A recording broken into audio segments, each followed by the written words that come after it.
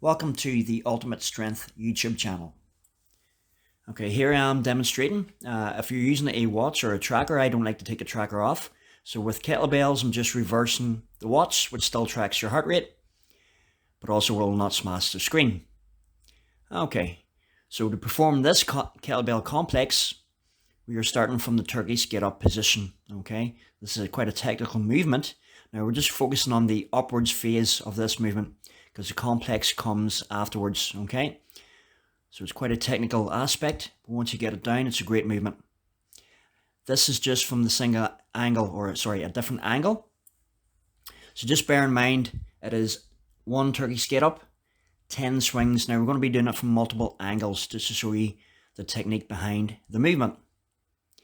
Again, full body movement is a Turkish Get Up, fantastic, okay? Now we're into the first complex, where it is 10 single arm swings. If you notice from the swings, I'm not bringing the elbow too far from the body. I'm trying to keep the kettlebell low. It's all about power of the hips. And then we're moving into 10 cleans. Again, the movement pattern comes from the hip use and the hamstrings. Dynamic movement, ballistic in nature, very fast. You can tell by the audible, but after a little bit, I'm going to be breathing quite heavy. Again, from a different angle. This is the 10 swings. Hip hinge is so important to training and to general health. That's why I love working the kettlebells. One of the best ways to develop that hip hinge movement.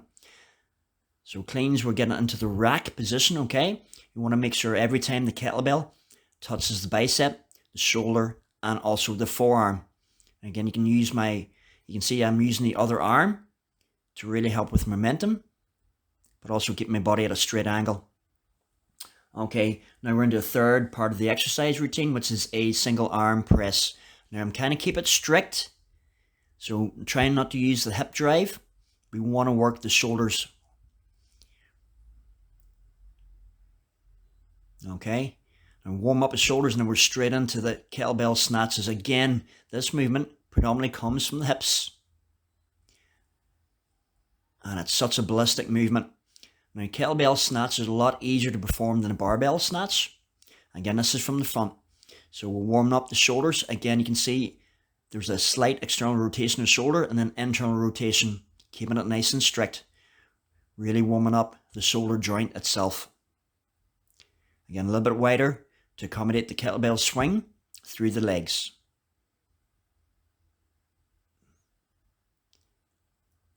Again, it's very powerful movement, and we're trying to be fast from the hip drive, relaxed when the swing, and you catch it up top.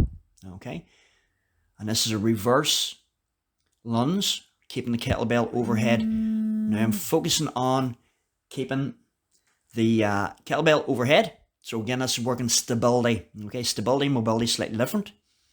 Very, very hard. Now you can do it with the same leg. I'm just working on the opposite leg because it's slightly easier to balance. And then what we're going to do here is a reverse, the Turkish Get Down. Now it's not a really move, it's not named the Turkish Get Down. It's normally a Turkish Get Up, but you combine them both together.